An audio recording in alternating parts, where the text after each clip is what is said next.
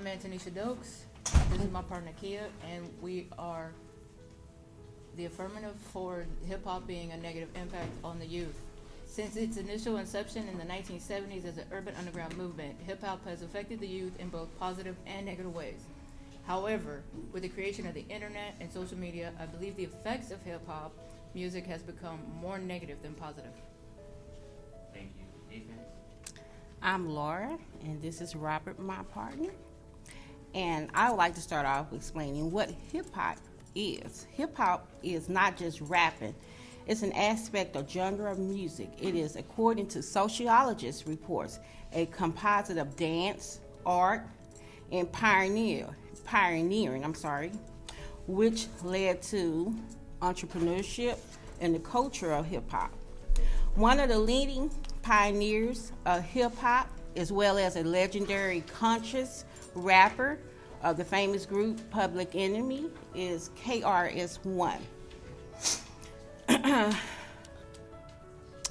He categorized hip hop as culture, but he also extended it out to being more than just culture.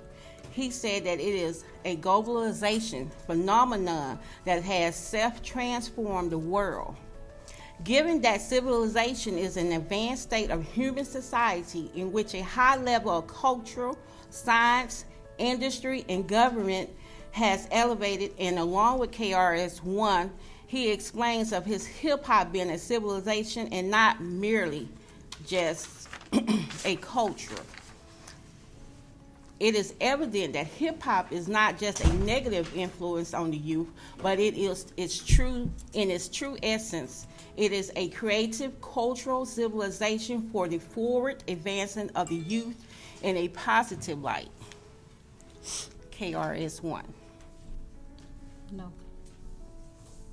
I feel like when hip hop first started, it was like defined as like unity, love, happiness, for example, like jazz, soul. That's when it first started. But now it's more violence, drugs, sex, and that's the negative aspects of it today. Well, at first you said it's about unity and love and everything coming together. Coming together from what, love? The environment that they are placed in. The culture. It's been hip hop started in Bronx, New York, and we all know how Bronx is being the hood or the crime-ridden area.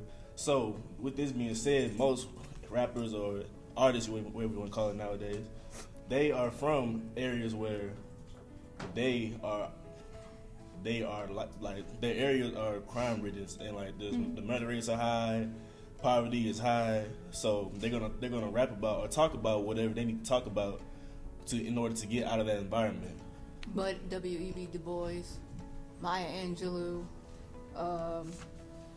Ariana Bertrubs, Kotri Cullen, I mean, they're poets, which technically makes them rappers or hip-hop, and they did the same thing without having to justify or go into the aspect of guns and gangs and sagging pants and bees and, you know, bitches and hoes. So why would it be a culture? Why the culture shift? Like, what they came up in those hoods. So why do artists nowadays feel like they gotta promote it like that? That's a small aspect of hip hop, and like you said, that they are poets. When you rap, when you sit down and you write lyrics, you're an artist. That's poetry. That's a small aspect of rap. In the beginning, they talked about things that were going on. It wasn't rapping in the beginning. Actually, it was beatboxing. It was breakdancing. It was DJing. It was MCing. It was bringing a community together, just like back then in that area. But you're talking about two different areas. And yes, hip-hop is a very much part of globalization, because you cannot look at TV, you can't look at any kind of social media, marketing, products without the use of hip-hop selling you these ads or selling you these products or introducing you to people. Everything you do has hip-hop. Hip-hop is also political. You might say, how is it political? Well, you look back in the civil rights era. when Dr. King was assassinated, who did they call to help calm down the people? Who did the people listen to? The people listened to James Brown. Now, James Brown was no rapper in the sense of what you think a rapper is today. But he was able to calm people down. You know why? Because it was through music. You can take any genre of hip-hop, rap. There's a lot of samples of James Brown. When things go down, rap calms people down as well. Just a small aspect of the sagging pants and stuff. But this is also a portrayal what the media wants you to see. When you look at rap, you got to look at all aspects of rap. You got to look at all types of rap. And then you also got to ask yourself, why is one certain portion of rap is being promoted more than any other portion of rap? But aren't we also to blame for letting that be the part of the majority part of rap? I say yes, because as consumers, record companies, big industries, those people, they gonna push units that they feel is selling. They gonna push units that they feel is gonna bring more money into their pockets. So if you got conscious rappers who know Killer Mike, he comes from the area of Goody Mob, Outkast. He's a political activist. He's an educator. He did plenty of rap music. He did producing. CeeLo, a Goody Mob, and I'm just speaking of recent people that you may know. They all were very conscious rappers, but they stuff don't get pushed as much as the stuff that you say that is so violent. But we live in a world that is violent. You can't just not say that this is a good world, and you cannot take the violence and put it over to the corner and say, we're not gonna look at that. You can listen to rappers rapping about guns, violence, sex, and everything all day, but if you live in a household where that's not tolerated, I bet you're gonna put your pants up when you go in the house. Or if you live in a household and you hear this and you know, and this is your neighborhood, but you have a structure whether it's both parents, whether it's grandma, somebody, anybody, you can say, yes, this is what go on, but also this is what go on. Because when you step out in here, I need you to know how to conduct yourself so you can move through all of this. One of Jay-Z's, in one of his songs, he said, I teach you how to move in a room full of wolves. Just because you're not toting around a gun or your pants are not sagging, don't mean that you're a thug. You got corporate thugs too. You got educators that are thugs.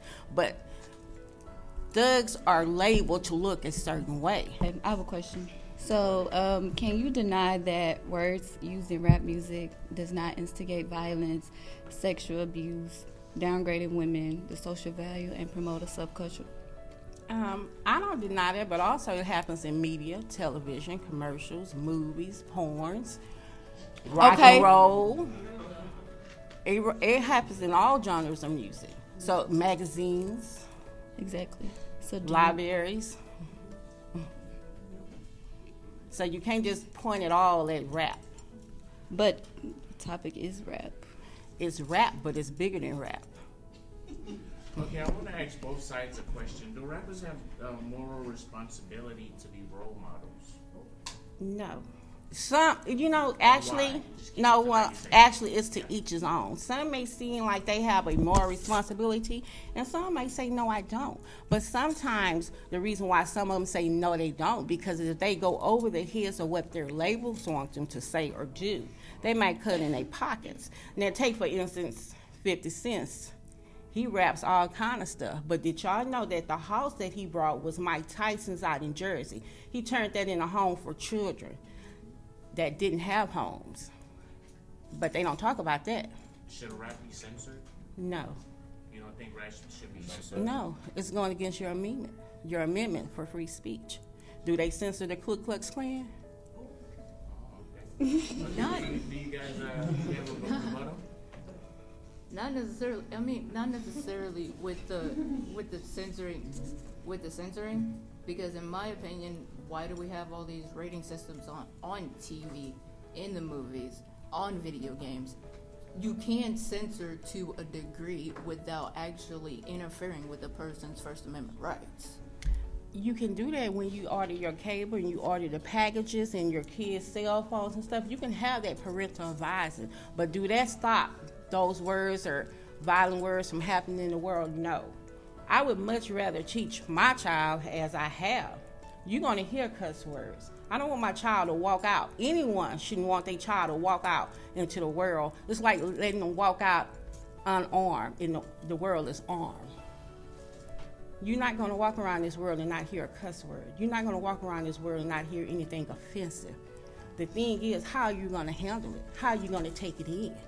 So that belongs to the parents. That belongs to the people that's around the youth. That still evolves from the household.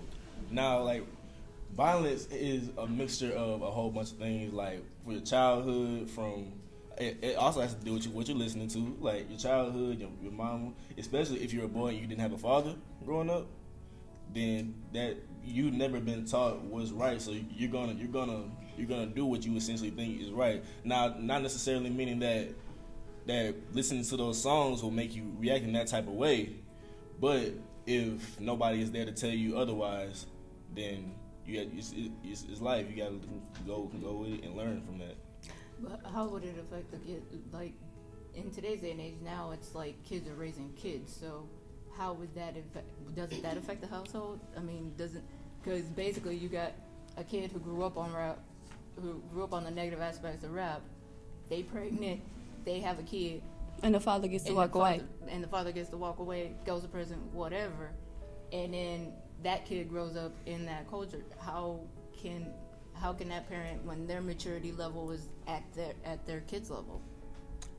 Well, I can speak on that because I was a young parent, but I had both of my parents there. It greatly depends on your parents or the people that are around you.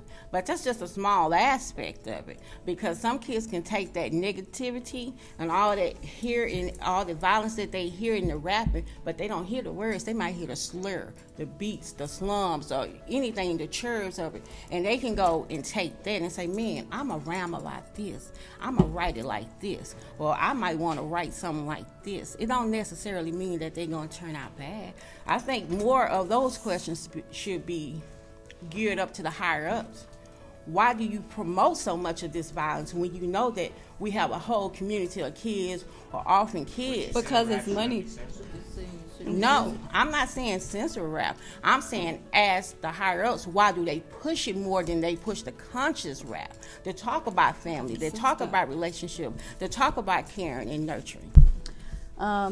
Rap today instigates violence, sexual misbehavior, women, degradation, inability to take on responsibility, acting in a tribalistic culture. And hip-hop today has gone from embracing our African American culture as a unity, love, family, to violence, drugs, sex, and money, which creates a subculture that breaks down the fabric of society. Thank you. Defense? Rap has a culture of dance, pioneer, entrepreneurship, writers, leaders. You cannot look at TV, you cannot listen to any kind of media without rap. If you go to Yale, you'll be able to take a study that teaches you or talks about the rapper Tupac and his lyrics and how profound they are. If you go anywhere in New York, you know about KRS-One, you know about Public Enemy. These people have led the way for millions of children. Everything is not one-sided. You have the good or the bad. You cannot say that rap is the reason why there's so much drug and violence. We have all kind of movies that show drugs and violence.